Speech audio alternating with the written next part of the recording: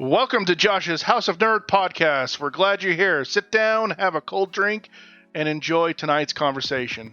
Tonight, joining us with the podcast is Crit and John. Welcome, gentlemen, to the podcast. Thank you for having us. Glad you guys are here. And I'm glad you're here for this conversation we're going to have. And this is something that some people call the battle of the ages. And what that battle is Mac versus PC, which I think is a big one that they've commercialized through Dell commercials bashing Mac.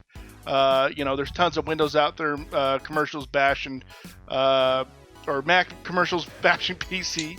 And I just want to know, what we want to talk about tonight is what our feelings are of the Mac versus PC environment. And then I'll put out there right now myself that I'm a bigger Windows user. And I would have to say both you and Crit and John, both of you are definitely Mac users. I feel like a kind of like the solo man here on this podcast. Kind of. I waffle. I come back to Mac, but I definitely waffle. Like right now, my main work machine is for work. I have to use a Windows machine, and then I have Linux running on my home system, and then I have my MacBook that I use and have used quite a bit. So I've got all three. I don't know. I call myself a full Mac user. Yeah, we're kind of a weird audience for this because, I'm primarily on the Mac, but I own more PC machines than I do Mac machines. I own one MacBook Pro. But that's your primary driver, though, right? It is my primary driver for business, but it's not like my, I don't game on it. I don't, I can't think of anything. None of my video or media PCs or anything else like that are Mac. So yeah. Interesting. See, and knowing you as long as I have, I knew you used Windows a little bit, but but not. I thought you used Mac definitely more for that, except for like gaming and things like that. And John, you blew my mind. I thought you were mostly just a Mac user. No, I mean I have my laptop, and the only laptop I have is a Mac laptop, but everything else is either PC or Linux. Now, just to give us a little bit to play a little bit of the antagonist, I guess, I do prefer the Mac OS experience than the Windows OS experience. Okay. For sure. So I will definitely side on that line, and definitely jump in when I feel that Mac does a better job. Okay.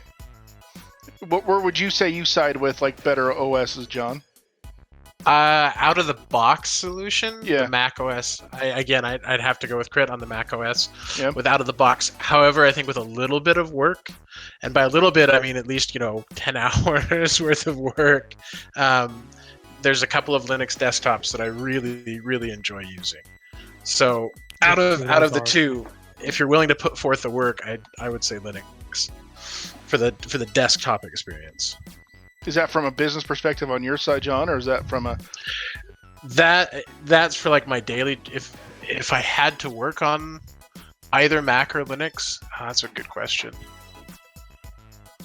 Because there's days you don't want to deal with rolling your own stuff. You want out of the box, and I think that's what Mac does really well. Is just out of the box. Here it is. It works. There's already developers that make it work. But with Linux, sometimes oh crap, something's broken. So now I've got to open up my terminal. I've got to go edit this script. I've got to go handle this. So I don't know. It depends. It's a really hard question. Well, and so, if I had to pick, before we go into more in depth, if I had to say,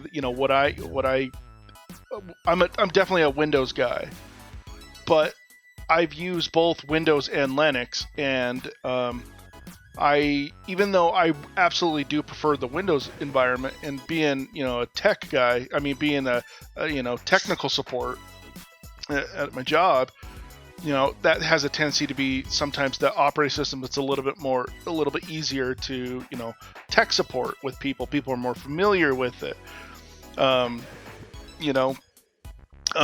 Macs I can definitely tech support, but sometimes because I'm not absolutely in that environment, I have to look up a lot of things, and I have to look up command, and that's where kind of Mac kind of throws me for a loop every once in a while. Is I don't always know that command to get to that thing. I've got to go Google it. And hopefully you never have to tech support a Linux, because if somebody's running Linux at your company, hopefully they're running it because they want to run it, and they can tech support it. You don't have to. That's the thing with Linux. I feel it's out of Windows and out of Mac OS. Linux is the one you can truly fully make your own, in my opinion. No, I totally agree with you. I totally agree Crit? with you. I think that's a. Sorry, go ahead.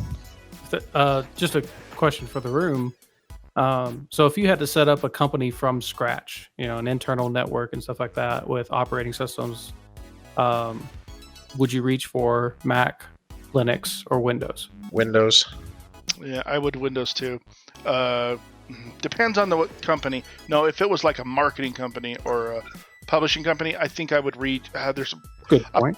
Yeah, there's a potential I would reach absolutely. Even though I love Windows, I would actually reach for Mac because, there are certain things that I believe that Mac is very good for.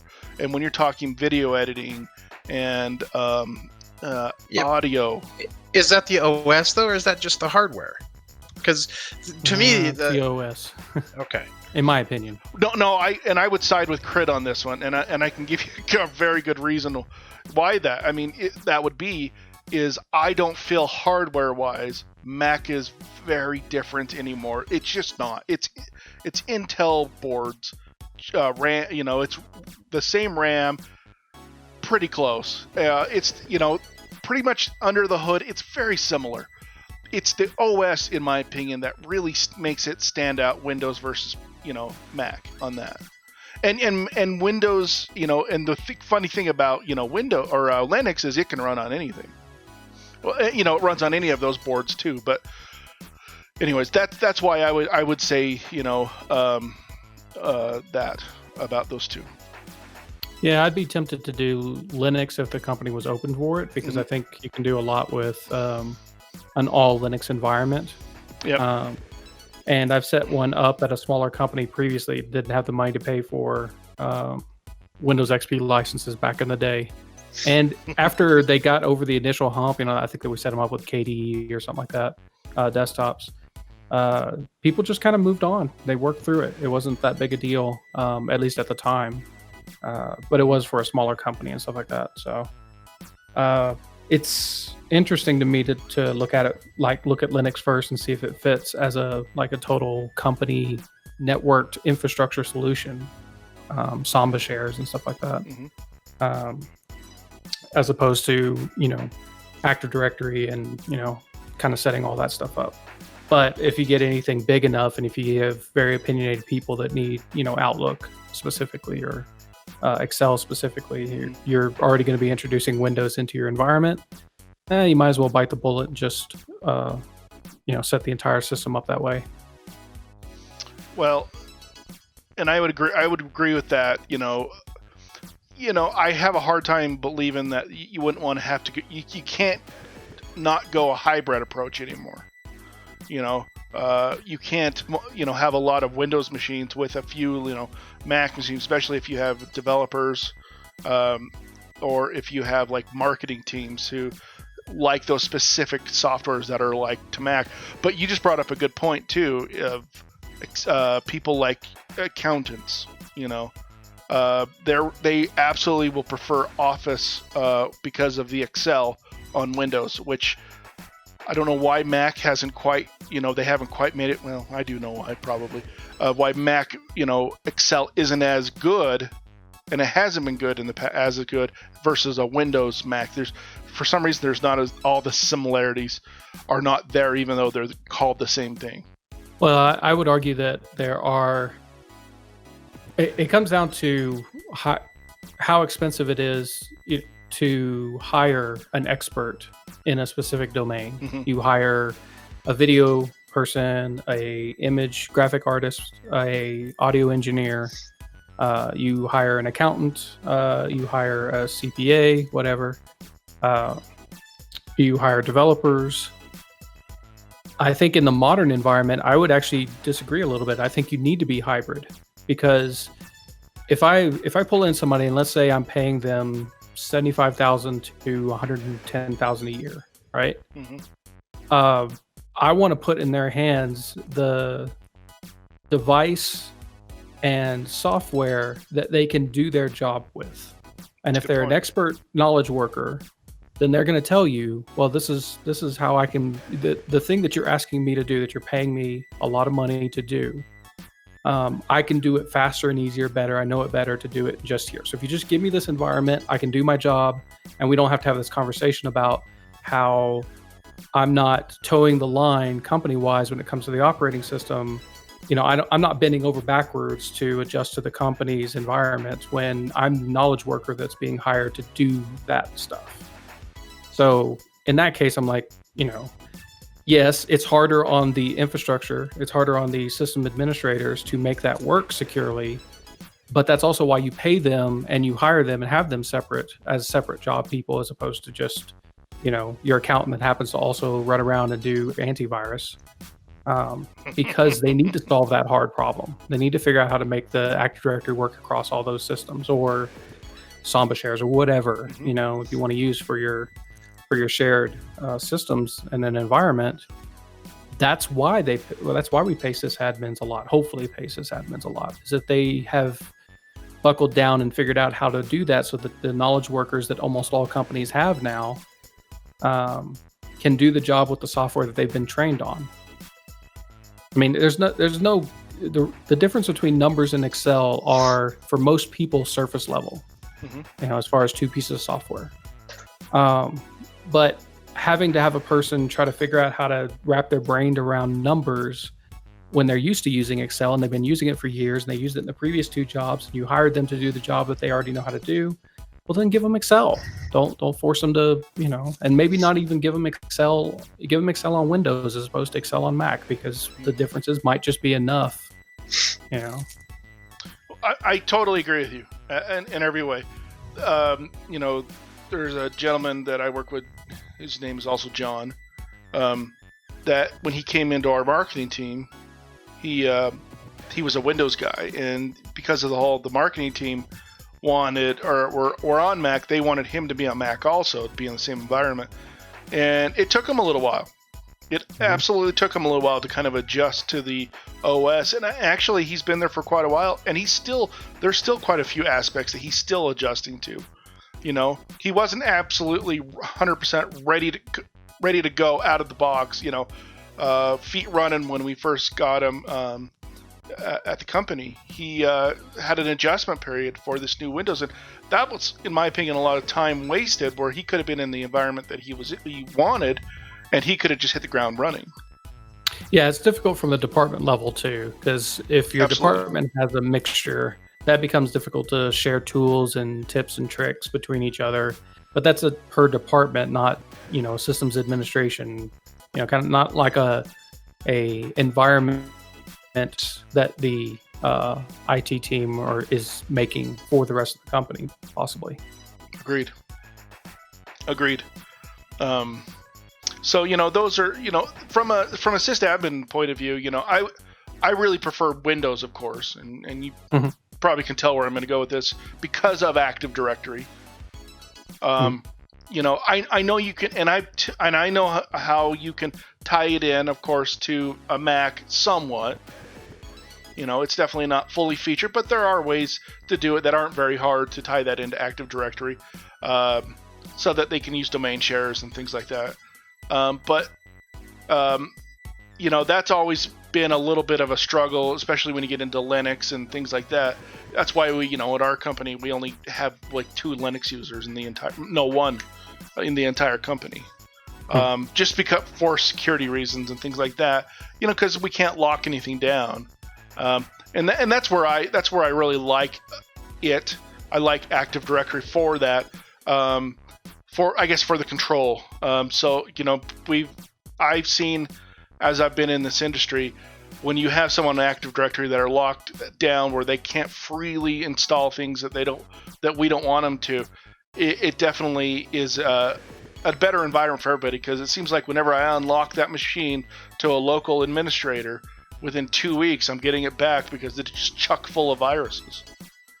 And it has always been that way, and it seems like it always will be that way, to a completely unlocked down environment. But I have noticed one thing with Mac, though, is a lot of Mac users, though I've seen Macs with viruses, don't get me wrong. Sure. But I have seen that they seem to be, because I think it has a tendency to be more, not always, of course, but this doesn't fill, every the glass of every person, but they seem to, there's more professionals that tend to be using them. So because they're in a little bit more of an open environment, they know what to download versus not to download. And at least within the work environment that I've been a part of with the Mac users that I have. So I have a tendency not to have as many issues with viruses or people just downloading like crap software onto Macs for that reason. Yeah, it's almost like the target surface or the target audience for Linux isn't big enough for most exploits to be run against. And Mac, everybody tries to get it from the walled garden app store, which has had some failures in the past with exploits, but not near as many as Windows, which is just Wild West. Yeah, it's very curated. That type of stuff. So if you give system administration to a Windows machine to someone who doesn't have good computer hygiene, you're gonna end up in a really bad situation. I don't know if that's necessary. I mean, has Windows 10 gotten any better with that? Because with so the way Mac tries to avoid that is anything that you try to do, Mac tries to notify the user and say, hey, by the way, you need permissions to do this. Basically, it's a multi-user environment. It asks for administrative credentials, even if you have administrative rights. Yes. So you can't just install. I thought Windows 10 had moved to that, but for some reason I'm blanking on that. No, they have. Yeah, absolutely. Yeah, even if you're an admin, you still get prompted, do you want to install this? Right. It's not as bad as like the Windows Vista days of it prompting you like 100 times. It's one single prompt, yes or no, and then you can move on from there. Oh, see, now that's different. So I'd say that's less good. I'm not saying that Vista was better because it had too many prompts. I'm saying that if I try to install something in Mac, it asks me for my password. Oh, no, they haven't. Only if you're a non-admin does it prompt for password. If you're an admin, it's a yes or a no. Yeah, and see, that's the issue, is if you give a local user that doesn't have good computer hygiene, administrative rights on Windows, and they go to install something, it's just going to say yes or no, and they're going to click yes. They're not even going to think about it. They're just going to click yes. Yes, of course I want to install it. I double-clicked on it. Or I want this prompt out of my way so I can do what I'm doing. Yep. And this thing will install in the background that I didn't even know was installing. That's my usual issue with Windows as a sysadministrator is that when it gets out of the way, it gets so far out of the way that a user puts themselves in danger. Well, and then something to remember with Apple and Mac too is that sometimes you have to go all the way to like your security preference plane. I'm glad you brought that up. That's the next thing I want to say. Because you have to, like, it's like you're installing this from an unidentified developer. Mm-hmm. We're not going to let you do that until you jump through like 3 specific separate hoops to make this happen. So the fun thing is somebody might not even know how to get to that preference pane, which is great, because if they can't get to that preference pane, maybe they shouldn't be installing software from an unidentified developer in the first place. Right. So I have to agree with Crit on this one, that getting out of your way makes only so much sense as how much damage can a particular action cause. And I get frustrated with Mac for that reason. So I'll give you even a piece of software that was by a known developer. I don't know what it is with the newest operating system, but it seems like it's even more strict. I installed for the president of our company. He is a very good. He knows Mac very well. I would almost go as far as saying that he is pretty close to a power user. When it comes to Mac, and yet he struggled with getting this Logitech presenter working correctly, and it came down to what was really the issue was it mostly worked. when you installed it, but there was a couple features that would never work, and he had no idea there was, and this is part maybe Logitech also not giving proper documentation, saying, hey, you've got to go to your security panel, but maybe they didn't know at the time when they launched that you had to go that far. But eventually he asked me to come in and take a look at it, and sure enough, I went right to the security panel, and you had to actually, you had to unlock it through the secure panel, and he wasn't used to that, and he'd been using Macs for years. Well, that was a new change that they introduced in the last OS update, major update. I'm not sure, but the major thing is that they're trying to play around with the idea that just because you gave a system permission, and you just made a bunch of noise for everybody. Just when you give an application permission to install or to execute in Mac environment, doesn't necessarily mean you want that software to access the webcam and your microphone and your downloads section and stuff like that. So what they started doing was when an app, and this is where users can get into some real trouble, I think, is when an app gets installed, you're like, yes, I want to install. It's like, okay. And it won't prompt you anymore. It'll just say, okay, it's installing. Then when you go to use the app, it'll say the first time, and it could be months after you install it or days after you install it, whatever. You go to use a specific feature of the app that say maybe wants to open up files in the downloads, like grab a file to upload or something like that. It'll then prompt you really quickly with, hey, this app wants to get access to downloads. Would you like them to do that? And you have to say yes to it. And that message can go away. If you got a lot of monitors up or you're working with a whole bunch of stuff, you could not see it. And then suddenly you're trying to figure out how to find it. And so if you have a system that is, who knows how Logitech coded their thing.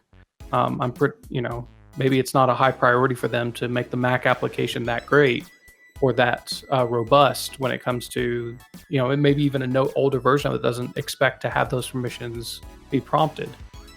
And yeah, it's an interesting experiment. I'm not sure how successful it is. It's the whole idea that Apple's been pushing, I think from the top down. I'm pretty sure Tim Cook said a couple of times that he's very security and privacy focused. And given that they've pushed the operating system to let the user know when the app is asking for certain types of permissions that Apple has identified as possibly sensitive. So like I said, your webcam, your microphone, your downloads folder, or any folder really, you want to have access to, so that an app can't just like silently in the background open up your webcam or open up your microphone or open up, start crawling through your folders. And I don't say it's a bad thing. I think it's just more of a, I think it's great, the security things that Mac is doing, because, Windows has improved significantly over the years. If you compare it Windows XP to now. Agreed. Yeah, it's significant difference in its security. That is one thing that Mac has, always been on the forefront of, is a secure environment. Sometimes I just feel like it's almost like they almost need to hold people's hands getting to that point.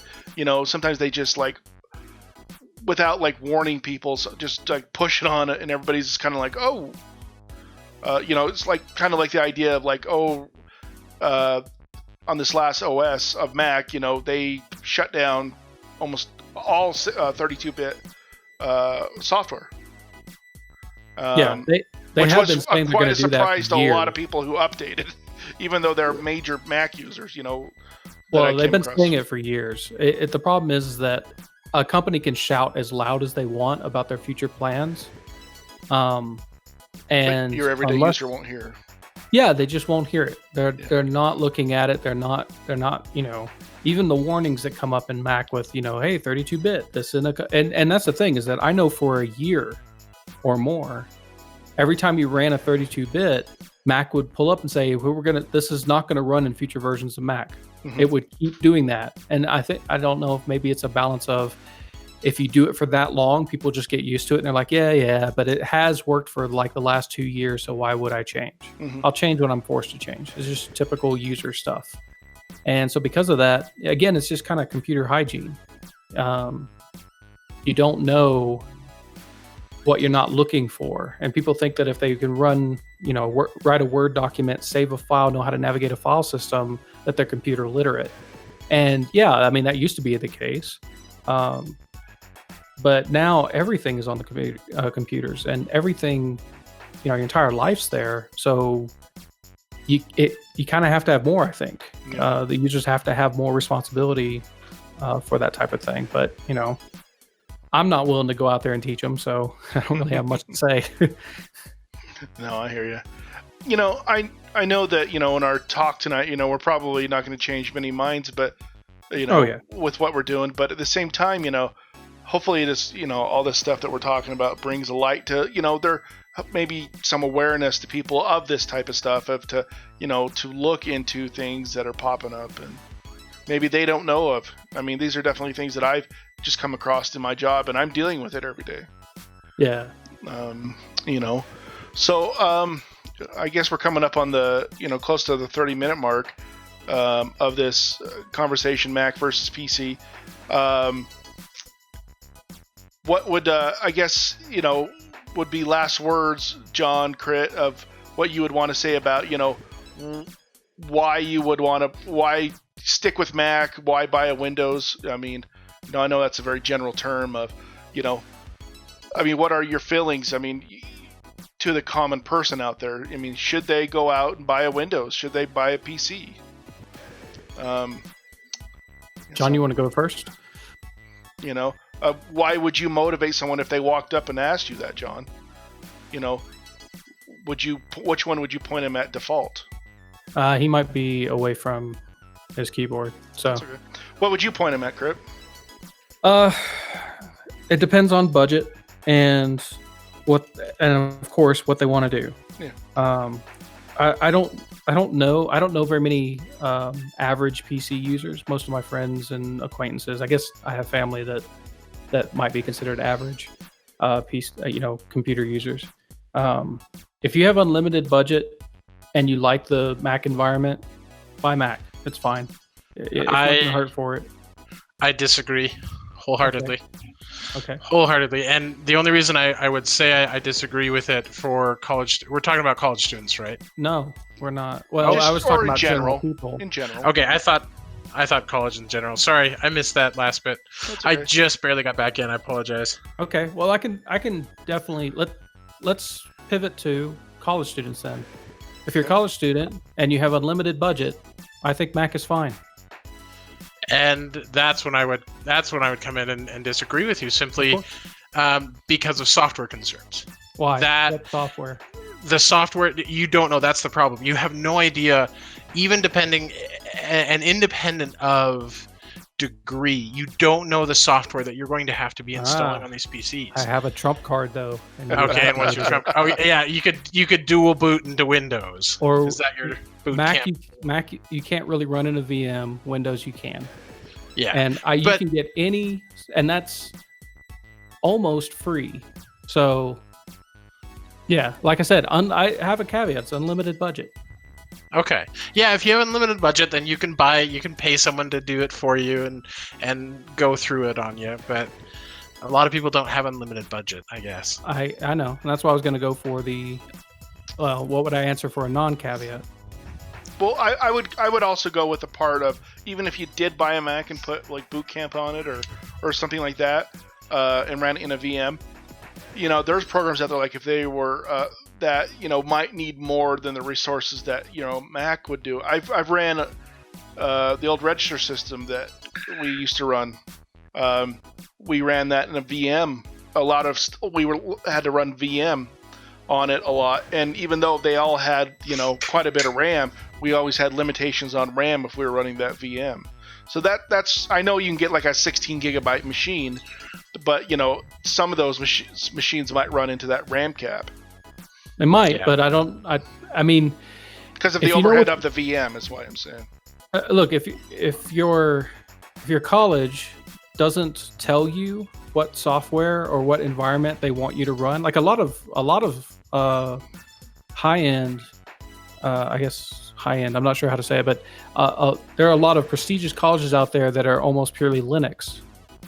So Are we? Like, What you are wanna we make talking? Computer science degrees, though? Are we No, I'm just talking general. just normal Just in general? Yeah, that's what I'm saying. Is that it?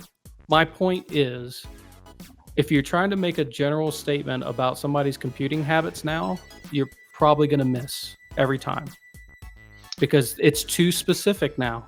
I can tell you what I've seen the colleges that I've looked at I mean, if we're going to carve that out recommended.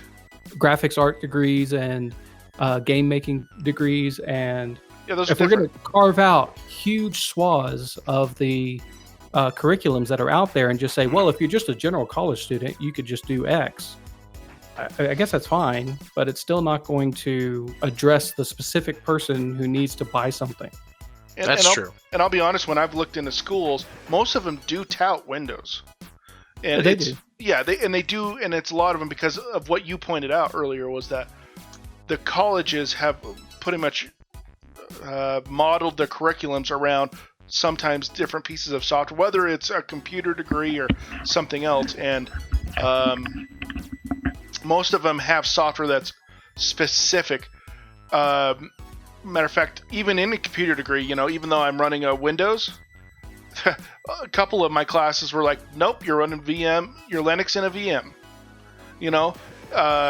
and that's where they've assumed that everybody has a Windows, and they've leased out, for educational purposes, a VM specific to Linux or VirtualBox or something like that, knowing that you're going to do it. And a lot of times they don't have a Mac alternative, and they're just like, well, if you got a Mac, good luck, go find it yourself. The advice I would say is don't take our advice. Talk to the college that you're going to go to good. and let them tell you what you need, because if you go off a couple of guys on a podcast telling you, oh no, Windows will work fine, just get that, you'll be okay.